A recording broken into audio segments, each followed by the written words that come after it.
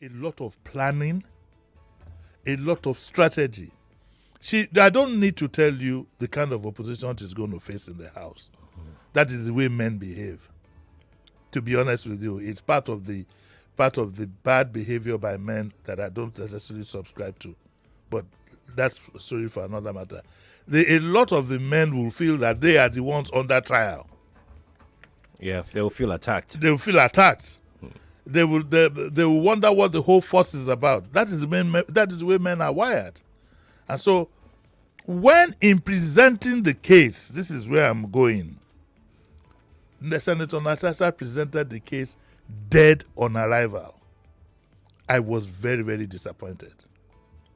Not at the panel that she presented to, but that she didn't even as much as follow, according to what we've read, the normal procedure that is designed for a presentation like this. Whatever sentiments you might have, procedures are put there for a reason. That's right.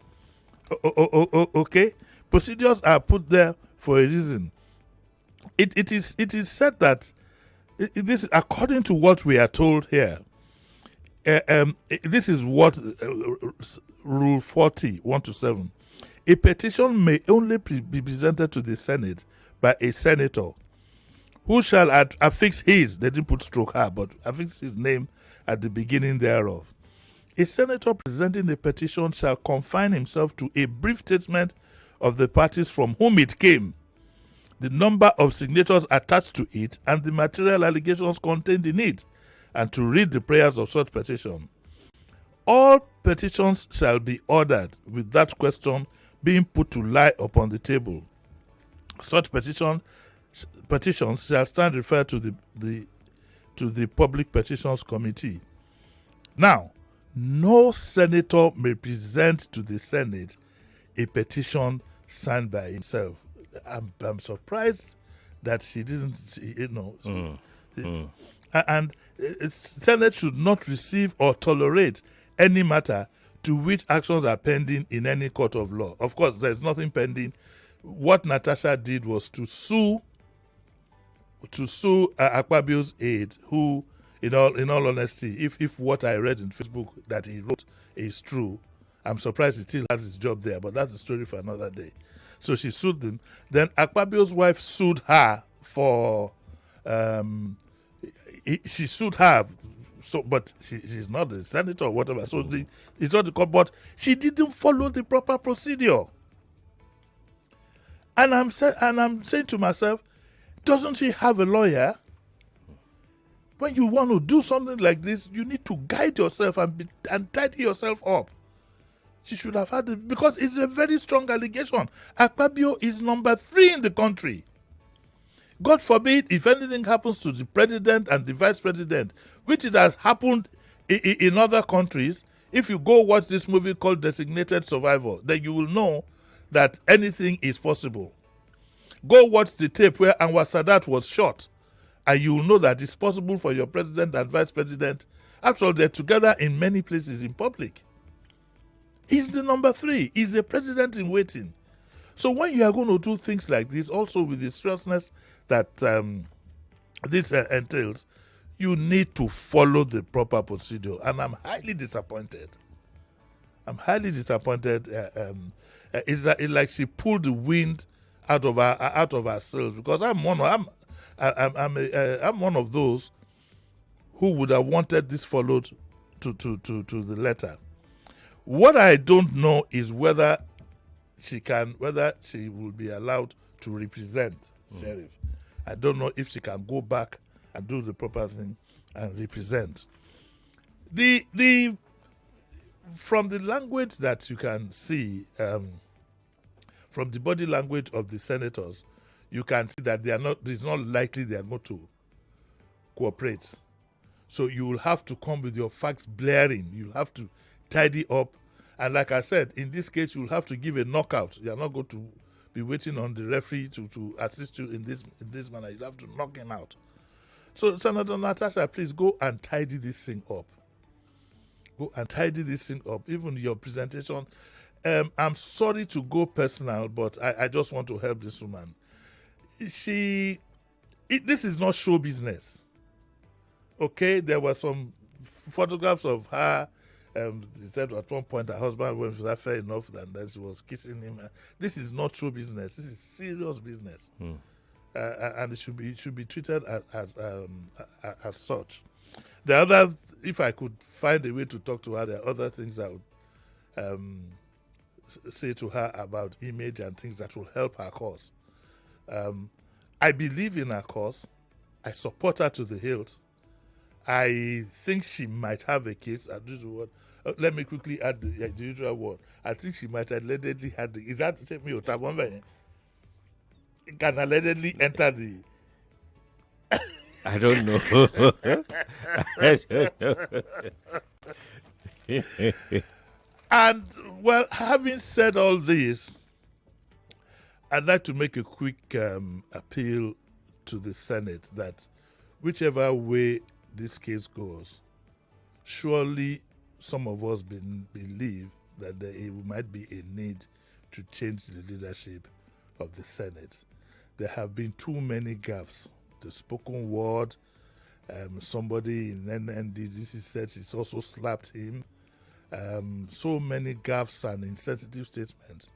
I think that when all this is over, hopefully very soon, whichever way it goes, I think the Senate as a body owe us the citizens a leadership to begin to consider a change in leadership.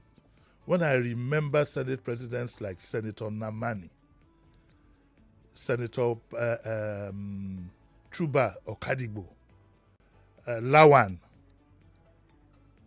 Saraki, even, you can see that there's nothing against Senator Akpabio really, but I don't think he has, and that's my opinion, what it takes. I don't think he has what it takes to be a Senate president. There are too many controversies surrounding him.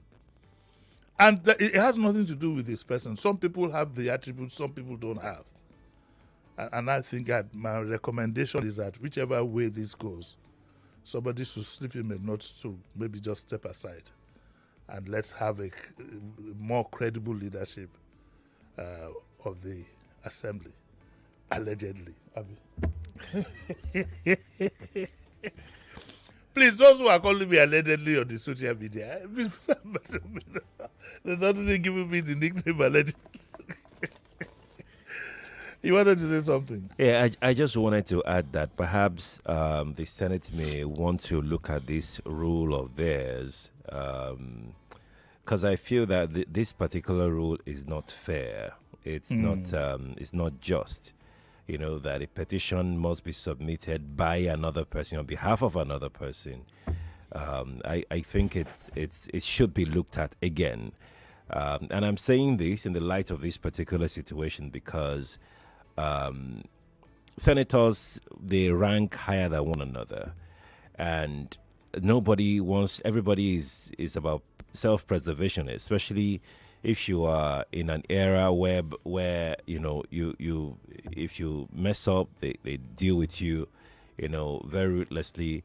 Even if you are in an era where you are not dealt with, if it's your friend or is one of your friends that's being alleged to have done something, and someone approaches you and says, could you please help me submit this petition and all of that, you're not going to take that petition because it's your friend that is involved. In the case of Senator Natasha, I'm guessing that it's because a lot of people must have pulled out because we're talking about the Senate president here. I was going to ask you that, are we saying that in the whole of that chamber, she couldn't find a senator to help present? Because, look, the rules are the rules. I agree maybe they should look at it, but as it is, that's what the rules are. Yeah. And you must do things according to the rules. I agree.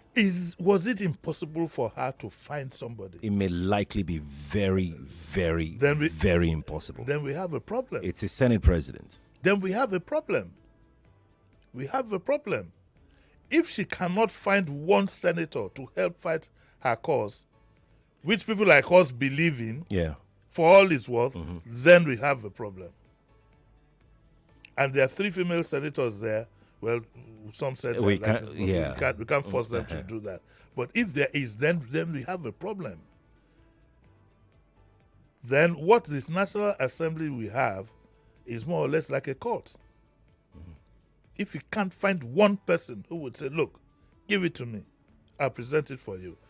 It also then shows, like you rightly said, for them to look at the law which says that if a senator has that kind of a petition and can't find one of the senators to do it, she should be able to go somewhere else. She should be able to go somewhere else to even if she can't do it herself, she should be able to bring somebody in. However, maybe what Senator Natasha could have done is to get her husband to write the petition, and she would then submit it. Yes, in law, there's always a way around things. Her husband could write a petition as her husband that this man is harassing my wife, blah, blah, blah, blah, blah, blah, blah. And then she would then say, one Mr. whatever his name is, and I want to submit the petition. Awolini. But she does need to plan. I'm sure she should have known about this. And it also says, remember we are going by a report. It also says that she didn't even turn up at the... Yes. I think she must have known. All right. We'll keep an eye on that development. Let's see how it unfolds. Senator, have you had a lot to say after the submission of that petition? Well, I can read part of what he said, and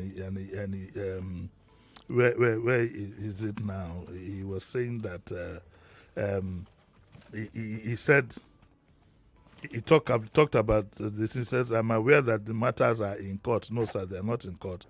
But he said that I would like to state clearly that at no time did I ever attempt any sexual harassment. We don't know what kind of evidence Natasha was going to produce. Yes, we don't know. We don't know. And then he says that I have my siblings who were raised very well by my late single mother through very difficult times. She died in the year 2000. I therefore have the highest regard for women. Yes, you might have the highest regard for women. That doesn't mean you can't sexually harass them. Very true. Very true. I also want to say that I have 4 beautiful daughters, and that even now to put the word beautiful, just I have 4 daughters. I have 4 daughters. And at no time will I ever harass anyone. I never did so. In addition, even as the state governor, I was awarded various awards. One of them was the most gender-friendly governor in Nigeria. We know the way these awards go. All he needed to say is that it is false. That's all. These other things do not actually hold water. Do I see a bit of panic in what is in his presentation here? I see an attempt to convince people that he's an upright man. But that's difficult given the fact that I can't remember what he said when the NDDC woman accused said that she slapped him. Allegedly. Allegedly. We're not there. We're not there. So I can't remember. I can't remember what. See, the thing is messy. So I was asking Kofi this morning when I was going to drink my coffee. He tagged along. He shouldn't do that tomorrow. But I'll come with coffee every day. That was a joke. But then I was asking Kofi. I said, Kofi, supposing I got a call from the Akwabio camp and I was asked, what do I think you should do? I would have thought that because he has to be very careful. You don't know what kind of evidence. I'm hearing something about voice notes and things like that. He has to be very, very careful. Because if it turns out that it is true, this is Nigeria, all things are possible. Could he have fallen on his sword? I'm wondering. Why did his wife sue the woman instead of him? I'm wondering.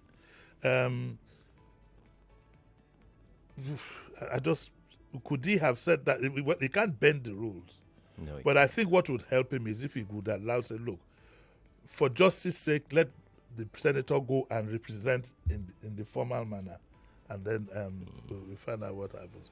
But from what listeners were phoning in this morning, the Nigerian skepticism about things like this has also crept in. A lot of people were reacting to dead on arrival, but the senator said it was true. It didn't follow the procedure. If you get to a building, you want to see somebody, you go in through out instead of going in through in. You're not going to see that person. That's right. You have to go out and come back in again. Do we need to take this? Which one is that one? No. Very quickly, just in case, for the record, there was a senator yesterday, Senator Fashui, who claimed that Akpoti Duagan had previously accused Fayemi of sexual harassment. Fayemi himself, through his media officers, has said there is nothing like that. There was nothing anywhere near it. So that's that. I hope Grandma Ikorodu has, because she thought that there was a point to be made there. Fayemi had said no. This. Right, indeed. Let's go to the page 20 of the Punch newspaper. Coronation. Alaafin designate returns from Canada, arrives Oyo today. Well, that's for those who are interested in all this. The Alaafin designate arrives today, and I think the ceremonies will start from now. It also gives us time to reflect on our traditional institutions. I hope that our politicians will create time for us to do a review on both the emergence and conduct of our traditional rulers. But I wish the new Alaafin elect, it's not elect, Alaafin designate. Yeah. I wish him well. Straight to the Metro page of Straight to the Metro page. There's a story about the LASU graduate who was missing, and it says he's missing but was not killed by ritualists. And in Edo State, they are demolishing the houses where suspected kidnappers kept their victims. Why not put the buildings up for public use? Why do you have to demolish the building? Nigerian trafficking drug from Brazil arrested at South Africa airport. France-based Nigerian extracted to U.S. risk 30-year jail term. And Governor Sanwo-Olu is going to be busy today. What's he going to do? He's going to unveil 3 roads. Demure Road in Koshofe, also unveiled Agidi and Church Street in Agboyiketu. The Commissioner for Information made this known yesterday. I hope it's not a big ceremony again of canopies and drummers and this and that. Building roads is no big deal. We've just about had enough of all that. 15,000 buses need to transport Lagos passengers daily. And Governor Sanwo-Olu, again, an appeal, light up the marina, light up Eko Bridge. The Okadas are all over from Eko Bridge down all the way to central Lagos, driving in opposite directions, going crisscross even along the express.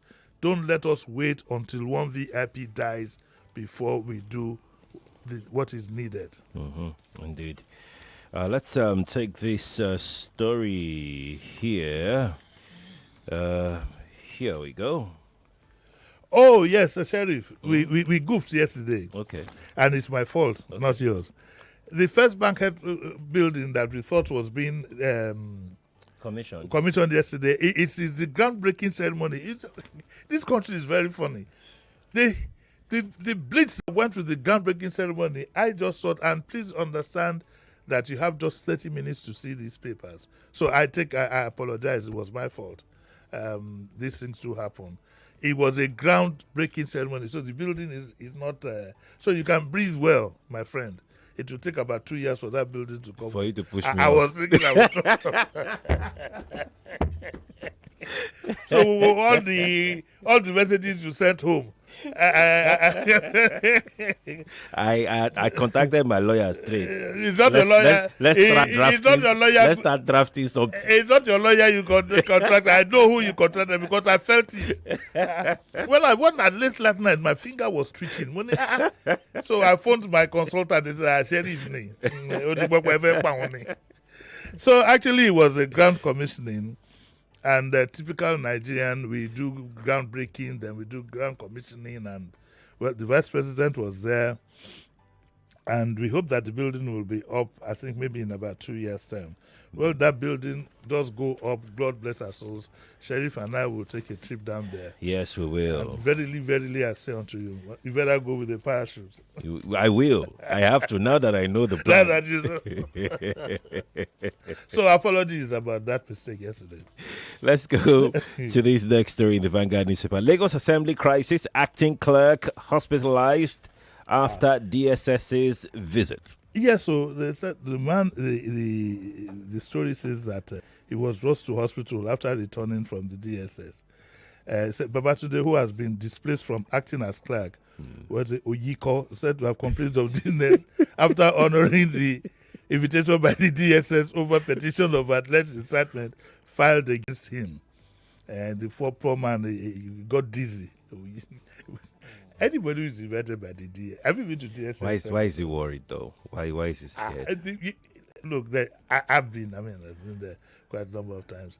If you are going there on inquiries or on the normal visit, when we are invited, you come up and so a credible said that about 1 p.m. he sent the staff in panic mode as the information spread that Babatunde has been rushed to a nearby hospital for further treatment after leaving the DSS office. What could the DSS have told him that made him dizzy? Oh, maybe he was fasting.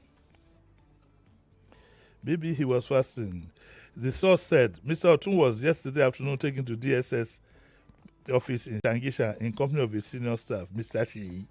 He was later released late in the evening and asked to report the next day.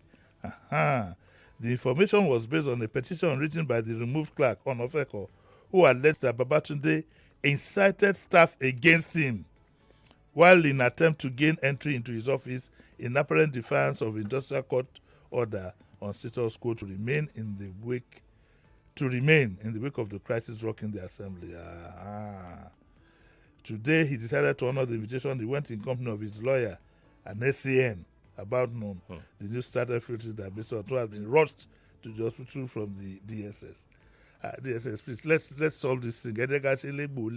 Let's just let this go and we need to move on. Okay. And I wish him a speedy recovery. I said this the last time I heard the DSS people were at the assembly, and I asked this question. I mean, maybe I am ignorant, and I apologize if I'm ignorant of it. Like, should that have been? Yes, they were written to. They were invited by the clerk of the house at the time, but should that have been the duty of the state services, state security services? That's on the one hand. On the second hand, the same thing has just repeated itself now. Well, are you asking my opinion? Yes. That my opinion is in 2 words: power show. So anybody can use the DSS? No, not anybody. No, when I speak in parables, allegedly. It's submitted in only 2 words: power show. If you sit back and think deeply of all that took place, it's power show. Power. You also saw the initial entrance of the current speaker, and then so it's all power show. But you see, there's always a day after when those in power will want to write a book. Let's just leave it at that. It's all power show. It's all power show. I read the phrase that was circulated, and I don't know if it is true, but it was all power, withdrawal of the security detail. I don't believe what the CP said. All these things, it was just power show. Look, those powerful, those who are in power, wanted to show you. Why are we making a mockery? It's like saying that CIA is going to assembly in what's this state called? They should go there and be dealing with the. This is Africa, and Africa is all about. Don't deceive yourself. MI6. Don't deceive. Don't have decided. I'm not deceiving myself, and I won't deceive people that we're in a democracy. We are not. We're in a managed dictatorship. Not in any democracy. Could the DSS have rejected or refused to attend to such, and maybe counsel them to go to the police? With DSS chief, when he probably knows how he got there in the first instance. Let's call a spade a spade. People are not protected in this country in the course of their work. Do you know how many people I've spoken to in authority who have done things that they know they shouldn't have done? Yes, now. Down the line. We don't have any democracy. Your job is your life, your jobs are not protected. You understand? So when you are told to do something, you better jolly well go and do it and be seen to be doing it effectively. You know, you come boy now. We have to go. We really have to go. Well, you're back at 9. Sorry. Excuse me, I'm back at 9. All right, Lagos. We'll hand you back now to Coffee Bartels. Good morning to you.